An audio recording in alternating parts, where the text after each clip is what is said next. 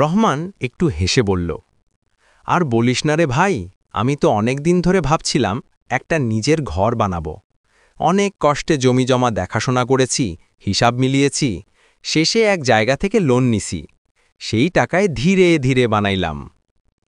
তার বন্ধু জলিল অবাক হয়ে বলে, লোনে? তবু এত সুন্দর করে করলি কেমনে? রহমান উত্তর দিল, স্বপ্ন থাকলে পথ মেলে ভাই। আমি প্রতিদিন একটু একটু করে কাজ করতাম, যা পাইতাম সব জমাতাম। লোনটা নিয়েছিলাম শুধু শুরু করার জন্য, তারপর নিজের হাতে নিজের ঘামের দামে এই বাড়ি দাঁড় করাইলাম। বাড়ির উঠোনে বসে রহমানের স্ত্রী চায়ের কাপ বাড়িয়ে দিল। চারদিকের মানুষ বাড়িটার দিকে তাকিয়ে মুগ্ধ। রহমান বলল, যত কষ্টই হোক, নিজের একটা ঠিকানা থাকলে জীবনটা পূর্ণ লাগে। এই লোনে বানানো বাড়িটাই আমার গর্ব। সূর্য ডুবছে পশ্চিমে, বাড়ির দেয়ালে রঙিন আলো পড়ছে। রহমান মুচকি হেসে বলে উঠল, ঋণ শোধ হবে, কিন্তু এই সুখটা চিরদিন থাকবে। একদিন গ্রামের মাঝখানে দাঁড়িয়ে রইল রহমান। নতুন রং করা বাড়িটার দিকে তাকিয়ে তার চোখে যেন সুখের ঝিলিক। পাশের লোকজনও অবাক। সবাই বলে, হে রে রহমান, এত সুন্দর করে রাফি অবাক হয়ে তাকিয়ে জিজ্ঞেস করল আরিফকে। আরিফ কিছুক্ষণ চুপ করে থাকল।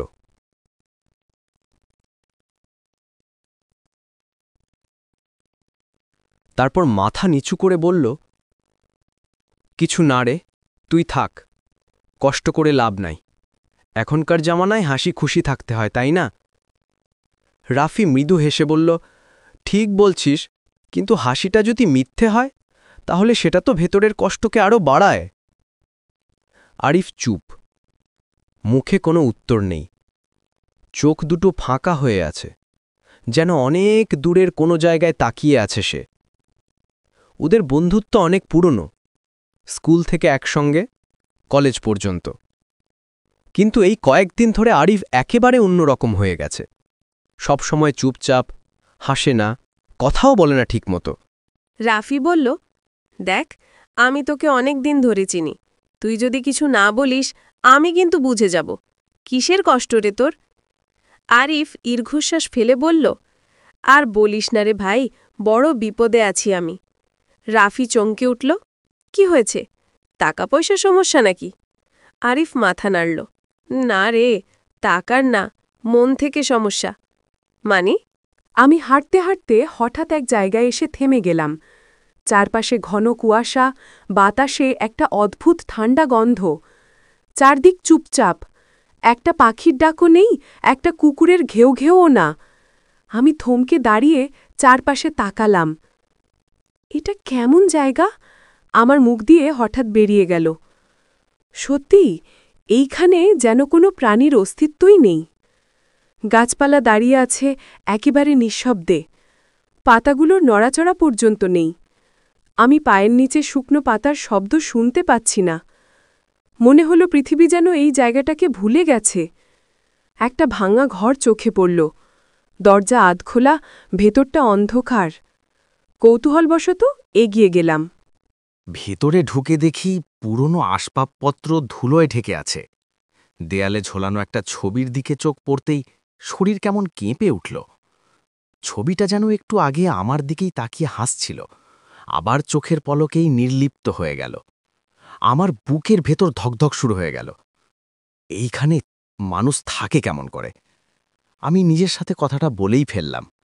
হঠাৎ পেছন দিক থেকে একটা দরজা কড়কড় শব্দে বন্ধ হয়ে গেল। আমি ঘুরে দাঁড়ালাম, কেউ নেই। ঘরের বাতাস। হাই হাই, অনেকদিন পরে তোকে দেখছি বন্ধু। সত্যি বলছি, চোখে জল চলে আসলো। কতদিন দেখা নাই, কত গল্প জমে আছে বলতো। তুই হাসতে হাসতে বললি, আর বলিস না রে, এখন বাড়িতে অনেক কাজ কামে ব্যস্ত। আজকে তো কোনো কাজই করি নাই, সেই জন্য একটু বাইরে বেরোইছি। আমি হেসে বললাম, তোর এই কাজের চাপে মুখে কেমন ক্লান্তি লেগে আছে, আগের মতো তুই আর হাসিস না। তুই একটু নিচু গলায় বললি, জীবনটা এখন দৌড়ের মতো ভাই, সকাল থেকে রাত পর্যন্ত শুধু দৌড়াই, কিন্তু কোথায় যাচ্ছি তা বুঝি না। আমি বললাম, চল পুরনো দিনের মতো একটু চায়ের দোকানে বসি। মনে আছে তো সেই রাস্তার মোড়ের দোকানটা? তুই এক মুহূর্ত চুপ করে রইলি, তারপর হেসে বললি, চল না ভাই, মনে আছে প্রতিদিন বিকেলে আমরা সেখানে চা খেতাম, গল্প করতাম, কত স্বপ্নের কথা বলতাম। চায়ের দোকানে বসে চায়ের কাপে চুমুক দিয়ে দুজনেই কিছুক্ষণ চুপ করে থাকলাম। বাতাসে হালকা শীতের গন্ধ, আকাশে মেঘের খেলা।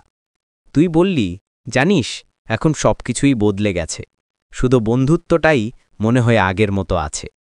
আমি বললাম, হ্যাঁ, কাজকাম, দায়িত্ব সব আসবে যাবে, কিন্তু বন্ধুত্বটা যদি মনে রাখি তবেই জীবনটা একটু সহজ লাগে। তুই চুপ করে হেসে বললি, আজকে এই কথাগুলো শুনে মনটা হালকা লাগলো, মনে হচ্ছে অনেকদিন পর আবার নিজের মানুষকে পেলাম।